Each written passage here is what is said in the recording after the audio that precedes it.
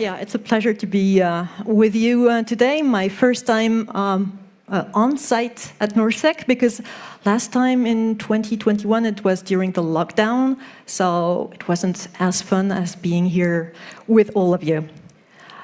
Well, who am I? Actually, it's already been done, but you will have the bonus of seeing this very nice picture generated by DALL-E. If you feel it does me justice, I'm no longer talking to you, okay? So, okay. And although there is a lot of artificial intelligence in my talk, it will be the only picture which is generated by AI. The other ones, those, are my own hand-drawn. It's a small crocodile character. I know it's not very easy. Some say it's a frog. I do have to improve, but it is a crocodile, and he's called Pico le Croco. Okay. So, let's go into the topic. As you may have noticed, there is the buzzword about artificial intelligence in my talk. For those of you who like artificial intelligence, no problem, but the others sometimes just kind of run away because it's a buzzword. So I'll just say that my talk is going to talk very much also about malware analysis. So if you do like malware analysis, you should hopefully enjoy it. And if you neither like malware analysis and artificial intelligence, then you can run away. It's still time, okay? Radar 2, because we are going to do some reverse engineering with Radar 2. Who in this room knows or has used Radar 2? Yeah, pretty good. Well done.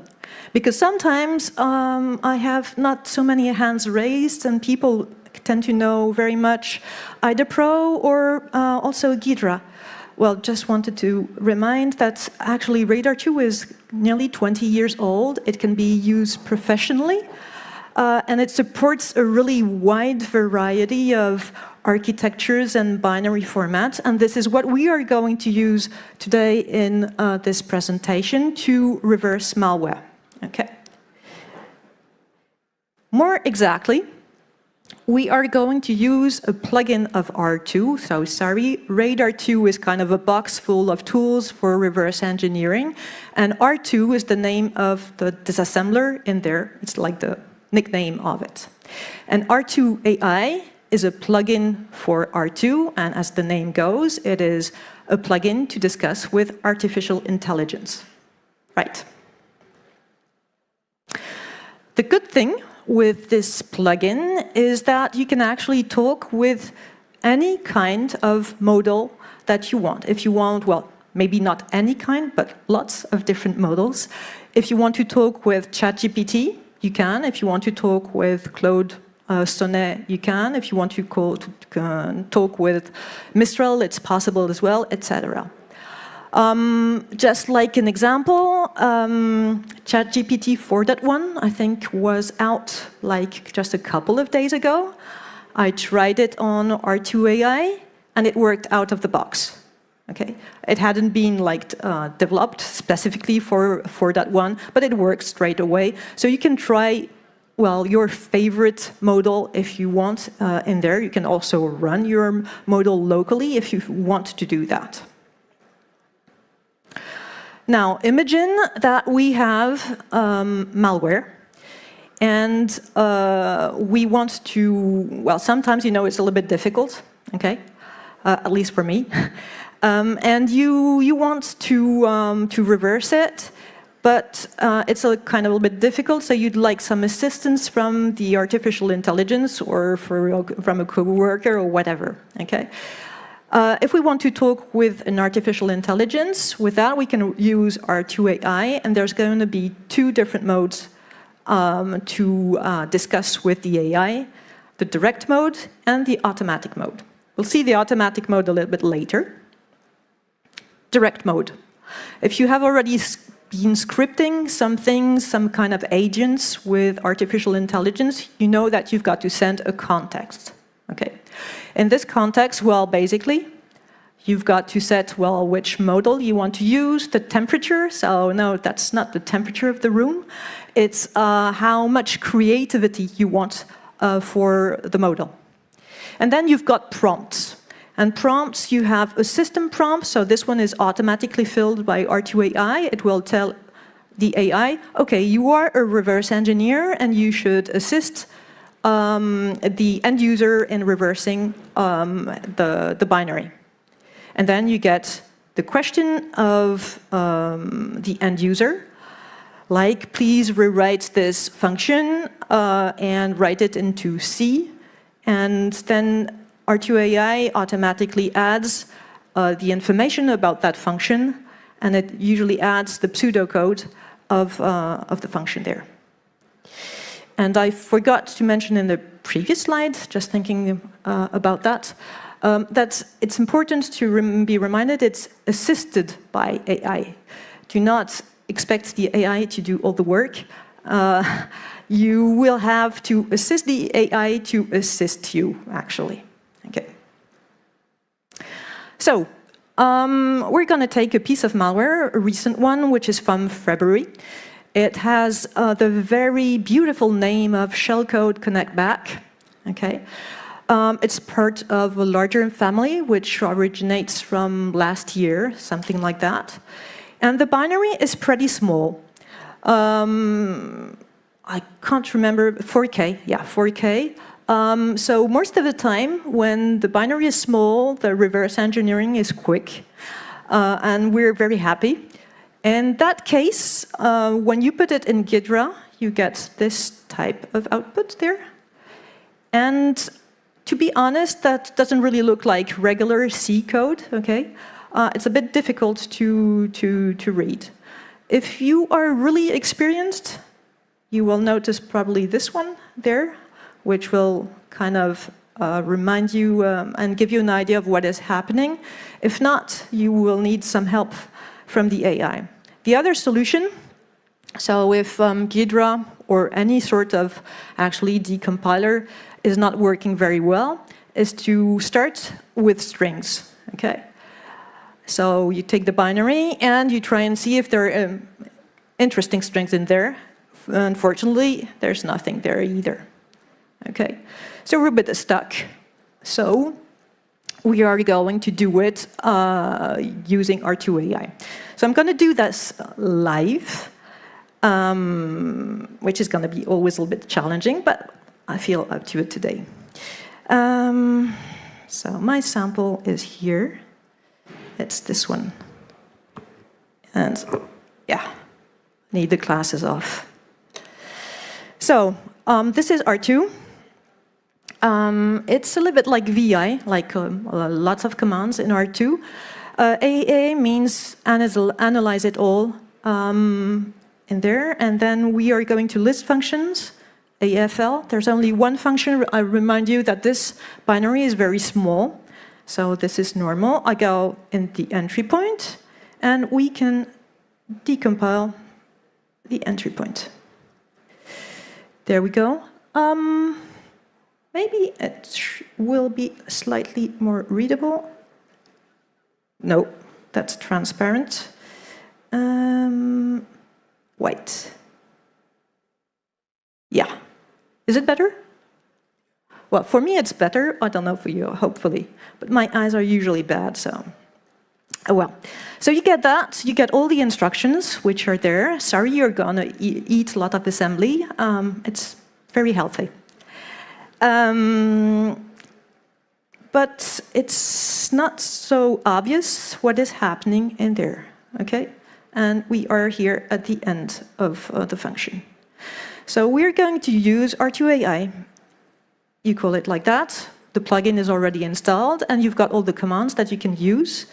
And the first thing is that we have to set up which model we want to use. So I'm going to use Mistral, and that's the provider, let's say, and the model. If you don't know, you can get a few suggestions like that with the question mark. Model, and I'm going to use CodeStrel latest. What? Yeah, There's a typo in there, r2ai. Okay. You get free API keys for Mistral, so this is particularly interesting. And -D to decompile it. So there we go. We get this sort of code. It's not too bad. There are interesting things. For instance, we see that there are system calls here with socket call. And then another one, socket call, exit, and protect, something like that. But we can do better than that. So that's one thing which is kind of interesting, is that do not stop yourself at the first thing that the AI spits, because you can usually improve it very much. For instance, like, I don't know who developed that, but I would never put like register names in there. So improve your C code and do not use register names as variables, but meaningful names. And yeah, I think that's mostly. Sometimes I have to tell it as well not to use go-tos. We can try and hope it will be a little bit better. Well, in all the other cases I tried, it was much better, but as it's a demo, we never know. So yeah, it is much better there. Look at the code. You see the creation of a socket here. You see then it is connecting to port 80 and the local host address. That's a bit strange. We'll check that one, okay? Connecting. Then doing something about mmap, whatever. Never seen that one. Total invention, but well, okay. It forgot the mprotect. Remember we had in the previous one, here we had a system call to mprotect, and now it's saying it's mmap, but it got it wrong. Okay, never saw that one before. Novelty, and then reading data from the socket. And then you can get at the end a little bit of explanation. Sometimes it's helpful in there. It can tell you pretty well, for instance, if you're not sure if the piece of code you are seeing is malicious or not. It's pretty good at finding that out for you if you really want to. I'll jump back to the slides. And we're going to check a little bit more precisely what the AI said. Yeah. So you have to check everything that matters to you in what the AI said, because it's an excellent storyteller and it can very well invent things, okay, and make it like it would be possible. So here we saw that it's creating a socket, but is there really something about sockets in there? Well, actually it comes from this piece of assembly in here, where we see on the last line that we are doing a software interrupt, and on the argument of this software interrupt is put in EAX, which is here, okay? So it's going to be number 66, and this system call number 66 is indeed socket call. And then socket call is a special system call, because actually it's a multiplexer. And in there, the first argument of the call is going actually to direct you to different socket operations, socket, bind, connect, etc. I'll speed up a little bit for this one, but actually the AI is correct. This is really the socket operation which is there. It is calling socket systems socket call, and then the first argument for this one, so this one here is number 1, so that is indeed socket, and then the arguments for socket are on the stack, and we have on the stack AF, INET, SOCStream, and TCP. So we do indeed have this correct line, which has been verified. Now we continue a little bit. I told you that here the IP address was a little bit strange for me. It doesn't make that much. It's possible that the malware is going to connect on the local host, but it needs to be checked. The assembly, which corresponds, is there.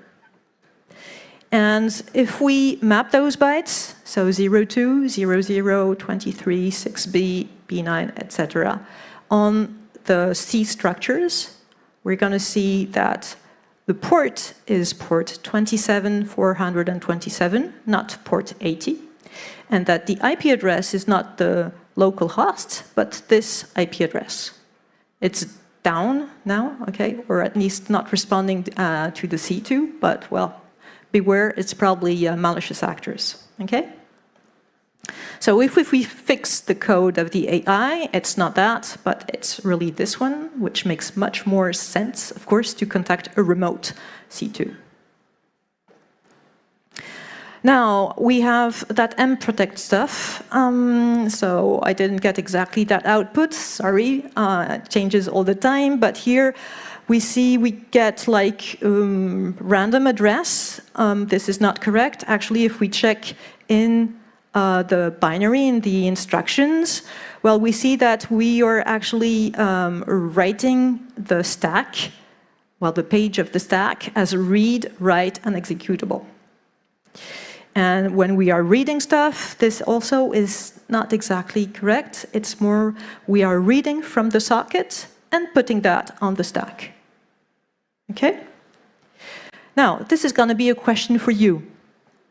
Why would a malware do something like that? So do the mprotect and set read, write, and executable on the stack, and then read something there. So you'll raise your hands if you think it's A, Stack Overflow exploit. No? B, execute what is sent through the socket. Yeah. C, we want to read the root password. No? Okay, so all the others are probably I give up anyway. But you are right, more hands there, and it's that. It's to execute what is on sent through the socket. And actually what happens is that the AI forgot in its decompiled solution one very important line where actually it is executing the stack. Okay, it's there in the assembly instructions, but they thought it was a detail and they said, okay, casting that away. Okay, so that happens also very often. You've got to check what it didn't say. Okay. So if we summarize for this malware, you're infected in a Linux host, creates a socket, connects to a remote C2, sends a malicious payload there, and executes it. Okay, it's pretty clear from there, from what we got from the AI. Now, the automatic mode. The automatic mode, in my opinion, is even more interesting because you can tell the AI that it can use some specific tools. So let me explain a little bit more. Suppose you were, again, reversing another malware, and you tell the AI, okay, decompile, for instance, the main, but then you tell also the AI, hey, I've got R2 on my host. If you want, you can use R2. You can send me commands for R2, and I'll run them, and you can work your way through the solution that way. So the AI says, okay, I'll decompile the main for you, but if I want to decompile it, actually, I've got to locate the entry point where it is. And the command in R2 for that is IE. So r2ai gets that, and it asks the end user, are you okay that I run IE on your host? If you're okay, it runs, and you get, after that, the output with the address of the entry point. It goes back to the AI, and then the AI, you can get lots of interactions that way. Until at the end, the AI knows the final answer and doesn't need any more tools and sends you the final result. Now, we have other tools which are usable in r2ai, not only R2 commands, but we can also execute JavaScript, Python, and binaries. Of course, it's extremely important that you validate well, you review what is sent to you by the AI before executing it on your host. Okay? AIs are usually not harmful. Nevertheless, they could be infected, or sometimes they don't exactly know the context. So in one of the cases I was investigating, it told me, okay, if I want to help you on this binary, please open a debug session and go through there. And I told it, no, it's a malware. I'm not going to run it to get infected for you to help me out, reverse it. Okay, so things like that. So we're gonna see this time another example on a malware which is called Ladvix, which is more complex than the previous one. Let's say that we have already done some analysis of the malware, and we know at some point we have seen that there are obfuscated strings, such as this one here, okay, also this one, and the deobfuscating function is this one, 15 in the 15d0. So we're going to ask the AI to deobfuscate the strings for us. So, okay. So this one is gonna be recorded. Yeah, I don't have the guts for this one live. I'm putting that one bigger. There we go. Clear, we don't need that. So we're gonna load the malware, again in R2. Same thing, AAA. We have many more functions in there. We're gonna go in the main and disassemble the main. And here you can see, so this is the function that deobfuscate the strings, and this is, for instance, one of those strings obfuscated. And I am going to locate all the parts in the main which are calling this deobfuscation function. Okay, so it's used here. I'm going to investigate, for instance, the assembly around this point, 10ED. So I displayed, yeah, I should have done it another way. So this is the code before the call of the deobfuscation function. So we have here the obfuscated function string, sorry, and this is sent as an argument to this function which is here. Okay? And now we are going to ask the AI to help us out to deobfuscate that. So this time I'm using Claude Sonnet, and by the way, to get the best results with r2ai, I really advise you to use models that are meant for coding, okay? You will get much better results with those. And then I'm asking the AI with that -a that you have here, which means automatic mode. So it tells the AI, I'm asking you something, but you can use all those tools that you have, such as r2 command, execute a script, or something like that. Now, so in the prompt, I'm being a bit specific to help it out. Of course, you should have done that in a prior work about reverse engineering or with r2ai. And then please deobfuscate. So I'm sending it something which is smaller than the previous commands. I'm sending it only the 20 instructions around the lines I'm interested, because the smaller the context, the less you pay, okay? So, well. And same thing, I'm using PDC, which is pseudocode here instead of PDF, which is for instructions, because it's slightly more compact, so again, the context will be a little bit smaller. And here, it's quite interesting. You see actually the AI trying to work its way towards the solution, and it's trying here to locate the obfuscated string, and it's having a hard time doing it, but it's kind of educative to see how it's doing it. It will manage to do it in the end. So yeah, we've got here the obfuscated string, found it in the end. Then, going a bit fast, but it is looking at the function, the deobfuscation function, and it finds some tables in there, which is interesting for him. And that's the script that it sends back to me, saying, okay, this strip is going to deobfuscate your strings. Are you okay to run that? I'm very bad at JavaScript, but at least I know that this is not malicious, so I can run it without too many problems, okay? So I go through it. I can modify if I need. And there you go. Look, you've got the deobfuscated string. So this is like setting things in the cron tab in there, and you can do that for all the other strings that you have in the malware. Automate that, or just pick the script and run it on yourself. So there we go. So for the takeaway for that, well, use, as I said, a model that is done for coding. It will be much better. I particularly like Claude Sonnet 3.5 and 3.7, not affiliated at all with Anthropic, but so far it looks like where I get the best results.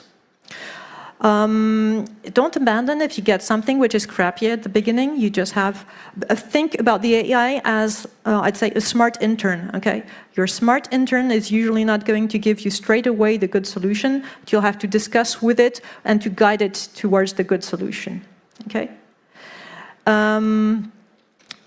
What the AI is really good at is the overview. So you will get, like, quite easily generated C code or Java code or whatever language, which is globally correct, but the details might be wrong, okay? You can get it to focus on the details if you want, but you'll have to ask specifically, look at this precise point, I think this might be wrong, and things like that. So this is quite lots of work. Check all the facts, otherwise sooner or later, you'll make a fool of yourself, okay? And beware whatever you execute on your host. With r2ai, you really have a fine-grained control of whatever is running on your host. It's not true for those of you who know about MCP, Model Context Protocol. You usually don't have as much control of what is running there, so beware. There's part of a danger there. And that's all for me. Thank you very much, and a big shout out to the creator of R2, Axelle Apvrille, and also big contributor of r2ai, Daniel Nakov. Thank you very much.